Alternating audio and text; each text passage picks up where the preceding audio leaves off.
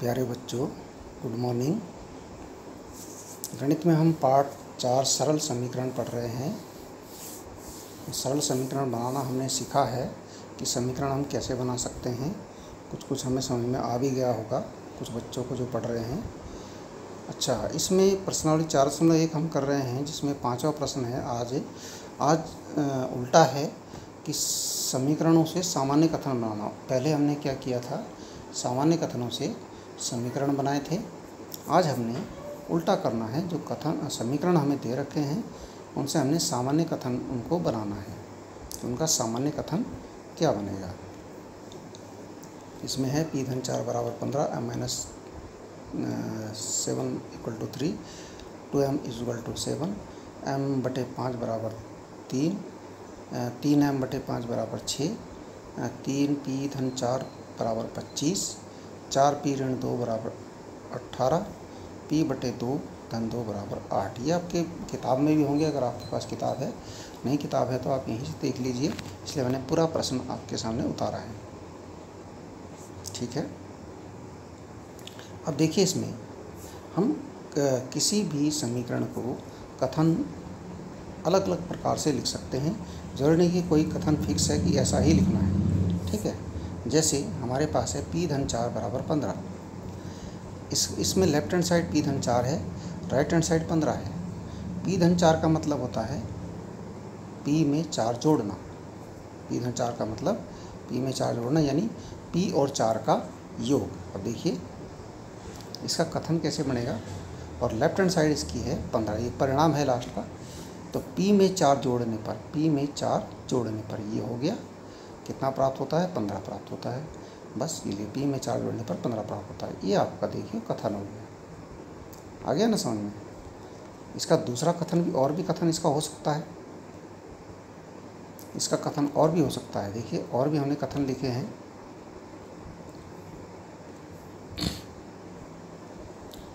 p और 4 का योगफल 15 है, ऐसे भी लिख सकते हैं हम। p और 4 का योगफल, p और 4 का योगफल 15 है।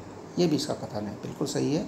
अगर आपके पास ये कथन होगा तब भी आप यही समीकरण बनाएंगे, ये कथन होगा तब भी आप यही समीकरण बनाएंगे। अच्छा, इसके बाद है एक और तरीके से लिख सकते हैं, p से 4 अधिक 15 है। p से 4 अधिक 15 है। अधिक के लिए भी धन होता है ना। p से 4 अधिक 15 है, तो 4 अधिक मतलब 4 प्लस। बस फिर एक संख्या में 4 जोड़ने पर 15 प्राप्त होता है, ऐसे भी लिख सकते हैं। एक संख्या में 4 जोड़ने पर 15 प्राप्त होता है। इस प्रकार से भी आप इसको लिख सकते हैं। एक संख्या अज्ञात संख्या है, हमने उसको p माना होगा तब हमने समीकरण बनाया होगा। इस प्रकार से पकड़ सकते हैं। एक संख्या में 4 जोड़ने पर 15 प्राप्त होता है। एक संख्या आपकी p है, ठीक है ना। जब संख्या अज्ञात होती है हम कोई चर मान लेते हैं, या p है, तो एक संख्या में 4 जोड़ने पर 15 प्राप्त होता है। इस प्रकार का कथन भी इसका हो सकता है। देखिए आगे, देखिए आगे हम क्या करेंगे। m ऋण 7 बराबर 3, लेफ्ट हैंड साइड m ऋण 7, राइट हैंड साइड 3। कथन इसका क्या बनेगा। m में से 7 घटाने पर, m में से 7 ऋण का मतलब घटाना होता है। m में 7 घटाने पर परिणाम क्या है, 3 प्राप्त होता है। m में से 7 घटाने पर 3 प्राप्त होता है। या हम ऐसे भी कह सकते हैं, m से 7 कम, m से 7 कम। अधिक के लिए धन, कम के लिए ऋण। यह ऋण लगा है, कम है। अधिक होता तो धन होता है ना। जैसे हमने इसे p से 4 अधिक 15 बोला था, वहाँ धन था। यहाँ m से 7 कम, m से 7 कम 3 है। बस बन गया समीकरण, कथन बन गया। अच्छा, अगला कथन देखिए, 2m बराबर 7। इसमें लेफ्ट हैंड साइड आपकी है 2m, राइट हैंड साइड है 7। अब 2m, अब हमने आपको बोला था इस प्रकार की संख्या अगर लिखी होती है तो उसके बीच में एक चिन्ह छिपा होता है, गुणा का। यहाँ भी गुणा का चिन्ह छिपा है, 2 गुणा m है वो। ठीक है, वो है 2 गुणा m। तो इसका गुणा का मतलब हुआ m का, जो इसमें 2 का गुणा हो रहा है, m में 2 का गुणा हो रहा है ना। तो m में 2 का गुणा हो रहा है, m में 2 का गुणा हो रहा है, इसलिए m का 2 गुना हम क्या लिखेंगे, m का 2 गुना 7 है। m का 2 गुना कितना है, राइट हैंड साइड 7, m का 2 गुना 7। एक कथन ये हो गया। दूसरा कथन बना सकते हैं, m में 2 का गुणा करने पर 7 प्राप्त होता है, ऐसे भी लिख सकते हैं। m में 2 का गुणा करने पर, m में 2 का गुणा करने पर 7 प्राप्त होता है। ठीक है, इस प्रकार से। अगला देखिए, अब इसमें है m/5 बराबर 3, ये आपका समीकरण है। इसको हम m/5, बटे को हम भाग भी लिख सकते हैं, m/5, बटे का मतलब भाग होता है, m/5 या m/5 बराबर 3। तो लेफ्ट हैंड साइड इसका m/5 है, राइट हैंड साइड इसका 3 है। तो सामान्य कथन क्या होगा, m में 5 का भाग देने पर 3 प्राप्त होता है, m में 5 का भाग देने पर 3 प्राप्त होता है। एक तो ये बन गया। दूसरा, m का 5वां भाग, 5वां भाग भी लिखते हैं इसको m 5वां, बटे 5 है तो 5वां भाग, बटे 6 है तो 6वां भाग, बटे 7 है तो 7वां भाग, बटे 8 है तो 8वां भाग, इस प्रकार से। ठीक है ना। तो m का 5वां भाग 3 है, तो 5वां भाग 3 है, ऐसे भी लिख सकते हैं। ओके, दो कथन बनाए हैं, एक एक ही बनाना है आपने, हमने दो आपको बना के दिखाए हैं, ज़्यादा भी बन सकते हैं। देखो 3m/5 बराबर 6, ये लिखा है। लेफ्ट हैंड साइड 3m/5 है, राइट हैंड साइड 6 है। तो सामान्य कथन क्या हो गया, m के तिगुने में, 3 का गुणा है ना, 3m लिखा है, तो 3 और m के बीच में एक चिन्ह छुपा हुआ है ना, 3m लिखा है ना, ऐसे करके 3m/5 ऐसे लिखा है ना, तो 3m, ये m के बीच में और 3 के बीच में एक चिन्ह छिपा होता है, 3 गुणा m। तो m के 3 गुणे में 5 का भाग देने पर 6 प्राप्त होता है। एक ये m के तिगुना में 5 का भाग देने पर 6 प्राप्त होता है। एक समीकरण ये है, सॉरी कथन। दूसरा कथन है m का 3/5 6 होता है, m का 3/5 6 होता है। का मतलब गुणा होता है ना, पीछे भी हम का वाले प्रश्न कर चुके हैं। तो m का 3/5 6 होता है, बस ये भी आपका क्लियर है। इसके बाद यहाँ देखिए, अगला प्रश्न है 3p/4 बराबर 25, ये आपका समीकरण है। इसका लेफ्ट हैंड साइड है 3p/4, राइट हैंड साइड इसका 25 है। सामान्य कथन देखिए, p के 3 गुने में 4 जोड़ने पर, p का 3 गुना है, अब देखो गुना है बीच में, यहाँ पर एक चिन्ह छिपा होता है गुणा का। p के 3 गुने में 4 जोड़ने पर, 4 जोड़ा है यहाँ पर, p के 3 गुने में 4 जोड़ने पर 25 प्राप्त होता है, ये प्राप्त हो रहा है। या हम ऐसे लिख सकते हैं, p के 3 गुने से 4 अधिक, ये अधिक आ गया धन, p के 3 गुने से 4 अधिक 25 होता है, इस प्रकार से लिख सकते हैं।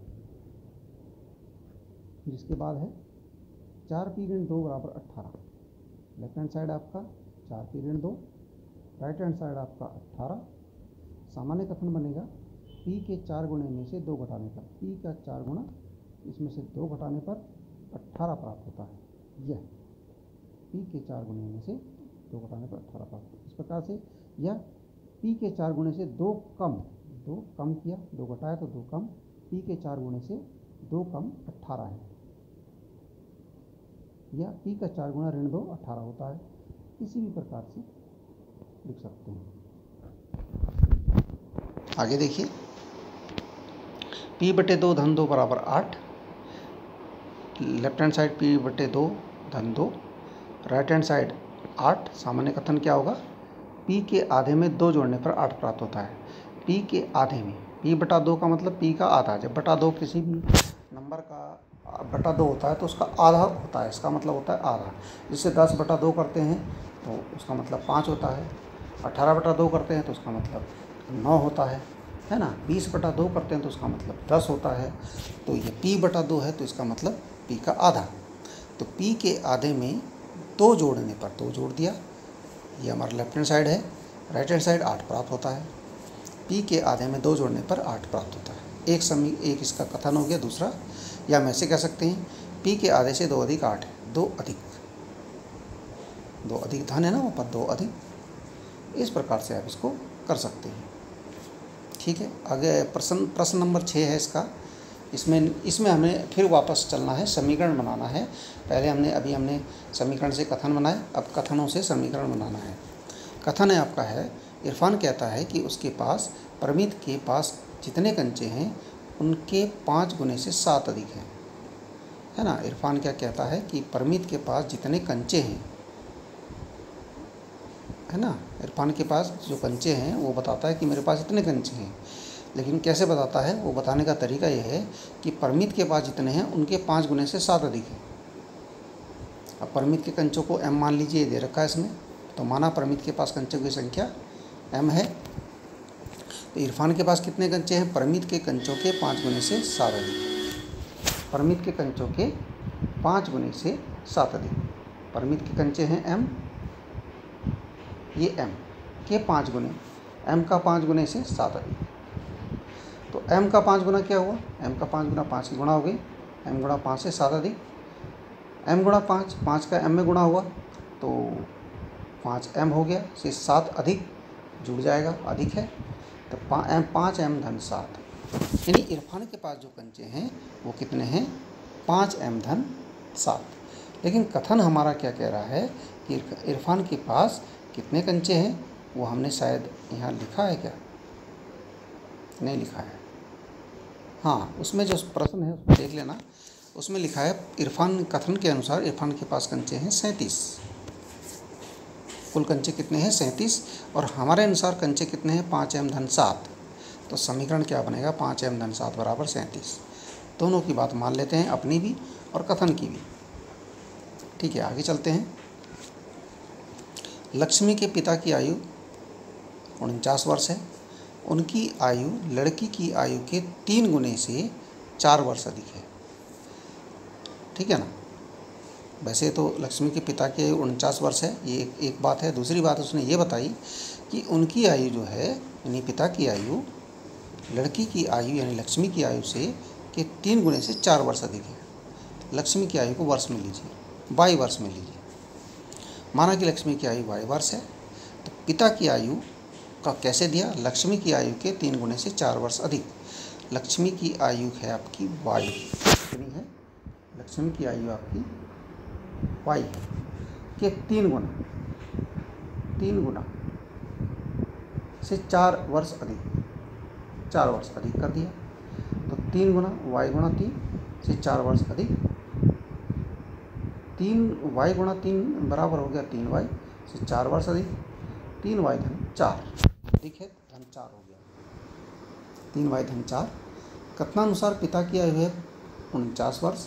अब आपका समीकरण सीधे सीधे बन गया, 3 वाई धन 4 बराबर 49। ओके, ठीक है। इसी प्रकार इसमें और है।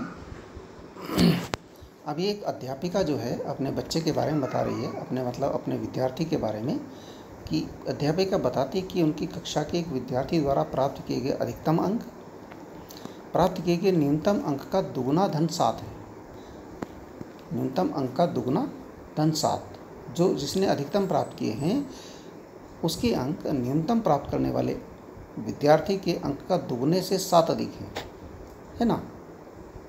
ठीक है, तो मान लीजिए न्यूनतम अंक कितने, L मानने हैं। माना न्यूनतम प्राप्त किए गए अंक L हैं, तो प्राप्त किए गए अधिकतम अंक क्या है, वैसे तो 87 हैं। अधिकतम अंक क्या है, न्यूनतम अंक का दुगुना धन 7।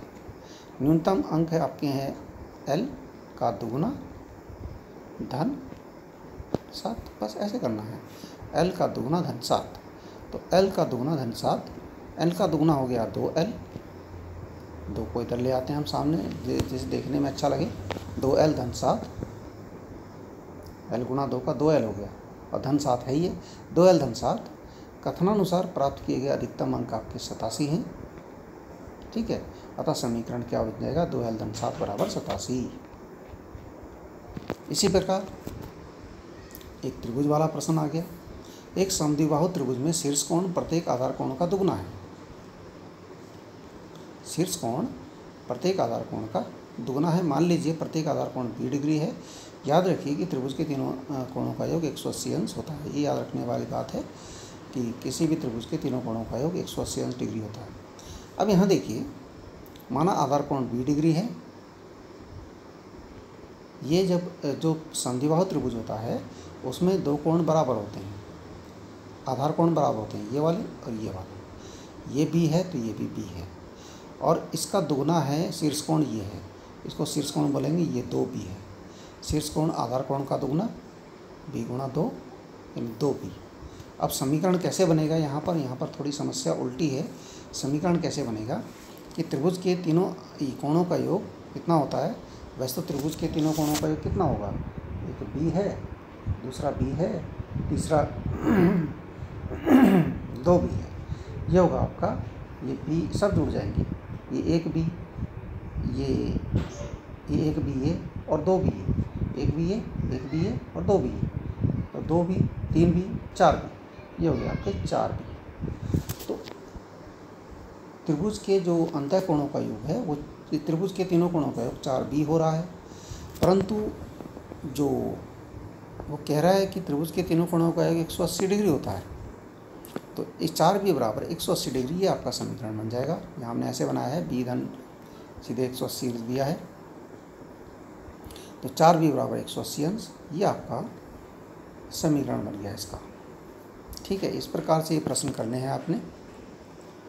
कोई बात समझ में नहीं आए तो फ़ोन करके पूछिए, मेरा नंबर होगा आपके पास। ठीक है, धन्यवाद।